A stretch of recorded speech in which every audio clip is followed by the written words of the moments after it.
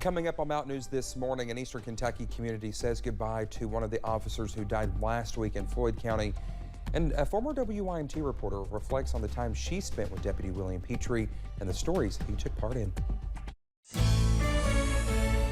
Dedicated to Eastern and Southern Kentucky, this is WYMT Mountain News this morning.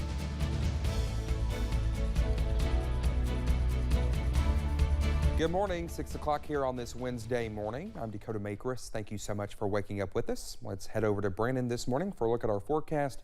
Brandon, yesterday I was in Pikeville covering a story, and I was in our bureau, and it looked like the night sky was coming in the middle of the afternoon, and then it just started monsooning. Yeah. And to quote the famous Steve Hensley, it came a downpour. It really did. Really did. But at least you were inside the bureau instead of outside. Like and then it started thundering, and I was like, oh, this is great napping weather. And then when I was driving back to Hazard, I saw some lightning in the sky.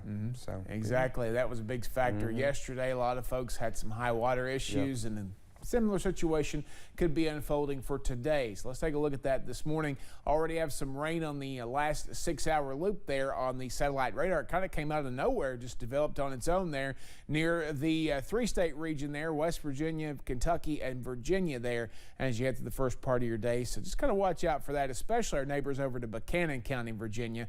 Everybody else kind of on the drier note for now. It's moving out of Pike and Mingo counties at the moment. We're looking at 61 in Clintwood, 64 in Wise, and then everybody else upper 60s, low to mid 70s out there this morning. Temperatures not moving a whole lot. 90 is our forecast high today. Our average is 85. The record 94. We're getting back closer to those forecast highs there. No more triple digits, but we're looking at that being said on this day in 1988. Dakota? All right, Brendan, thank you. Well, Tuesday was an emotional and somber day in Floyd County as the first of 3 funerals was held honoring the 3 officers killed in the line of duty last week, including a K-9. Well, another service for that K-9 will be held on Friday.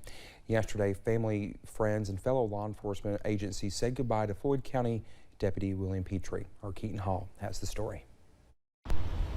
On Tuesday, first responders from across the Commonwealth gathered to pay final respects to Officer William Petrie at the Mountain Arts Center in Prestonsburg. William loved law enforcement.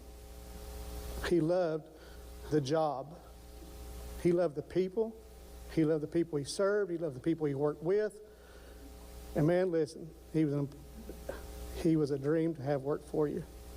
Petrie was a KSB trooper, officer with the Prestonsburg Police Department, fire chief in Martin, and a school resource officer.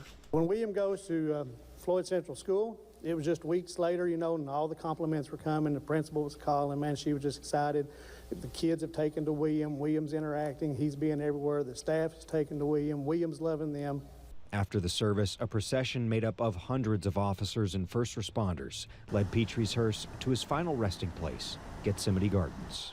It is very heartfelt to see all of the unity of not only police officers but of people in the community to come together in this case. I mean, under horrendous circumstances. His casket was then placed on a horse-drawn carriage and pulled to the burial site. They put their lives on the line for other people, oftentimes people they have no idea even who they are. Paying the ultimate sacrifice for the community he loved.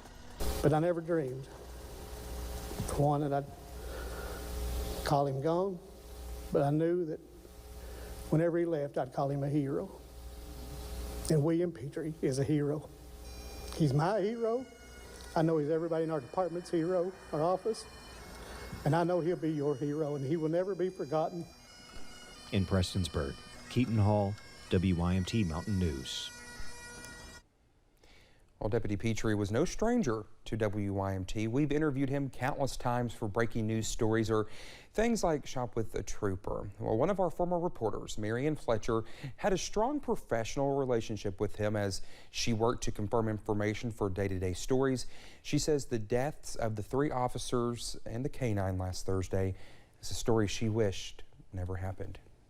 This one really hit close to home. It really rocked our community, and I don't think Eastern Kentucky gets enough credit for the way that they rally behind our local heroes. Deputy Petrie was 60 years old. The funerals and services for other fallen officers will also be held this week. Officer Ralph Frazier's funeral will be held today at 1 p.m. at the Mount Arts Center. We'll have live coverage wherever you watch WYMT. The funeral for Officer Jacob Chaffins on Thursday at 1 p.m. The family has requested no media coverage inside the MAC for his service, and we will respect their wishes. And K-9 Deputy Drago will be honored Friday at 6 p.m. also at the MAC in Prestonsburg. Additional information can be found on WYMT.com. Well, as the community honors the fallen officers in Floyd County, we turn to the investigation into the deadly shooting in Allen. Well, we know the officers were serving an emergency protection order, something deputies say can be a very dangerous part of their job since they often deal with strained relationships and intense emotions. Well, the presence of law enforcement can sometimes serve to escalate the tension further. Typically when you're vacating the individual or child custody, of course, that's when individuals sometimes get heated. People feel like, hey, maybe this person lied on me, or maybe you're taking that person's side. Departments say they are reviewing the Floyd County situation to see what changes can be made to EPO procedures. The suspect, Lance Stores, is being held on a $10 million bond and faces a list of charges, including murder of a police officer, attempted murder, and assault of a service animal. Officers responded to a call at a home in Martin County Monday night before being shot at. Our Jordan Mullins was at the scene yesterday and talked with the Martin County Sheriff about what happened during the shootout. Just after 11 p.m. on Monday night, Martin County Dispatch received the call that shots were fired in the Davila community. After a Martin County Sheriff's deputy had just gone off duty, dispatch called the Kentucky State Police. She referred the call to the state police, and the state police responded to it. They had 2 troopers respond to it. Upon their arrival, the way I understand it, upon their arrival, they were fired upon. Soon after, the troopers radioed for help, finding themselves in an active shooter situation, unable to pinpoint the gunman's location. Dispatch alerted several agencies across the region who responded shortly after. When they say an active shooter, you actually never know how many. It being dark like that, you've got to try to guess where they're at. My dispatcher told me that they did not know the whereabouts of it. There were shots being fired. No officers were injured during the shootout, but the suspect was shot and later died from his injuries. It's never an easy decision. It's something that's always tough to do, but you have to do what's best for the people. Sheriff Kirk said he is thankful his deputies and the other officers on the scene made it out safely.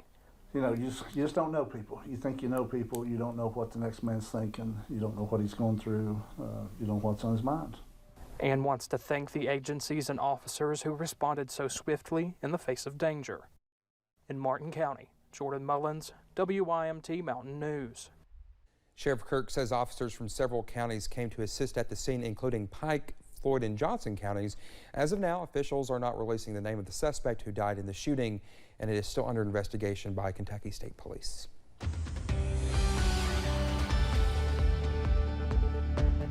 .608 on this Wednesday morning. We are tracking a little bit of rain already this morning. We just added a new spot there we were missing a little earlier, part of Letcher County. Now seeing a little bit of rain there on the Pike County border, moving out of Pike County into Buchanan County and Virginia there this morning, but a few more pop-ups trying to get their act together as we head through the first part of your day. Kind of moving away right now. We'll keep an eye on them for you. 61 Clintwood, 72 Hazard, Jackson, Williamsburg, Jacksboro, 70 in Irvin right now, 70 in Pikeville, 70 in Wayne, 71 Prestonsburg, 75 in Somerset. 90 this afternoon. Heat advisory from noon until 8 for our western and northern counties up toward I-64 and out past I-75. It means heat index will be 105 or better. Chances for showers and storms pick up this afternoon across the region. Some of them are already trying to start this morning, so it's going to be a soggy pattern and more storms likely this afternoon that could be a little bit on the stronger side. Heavy rain continues to be possible, and a cooler weekend could be on the way behind a possible cold front. Dakota?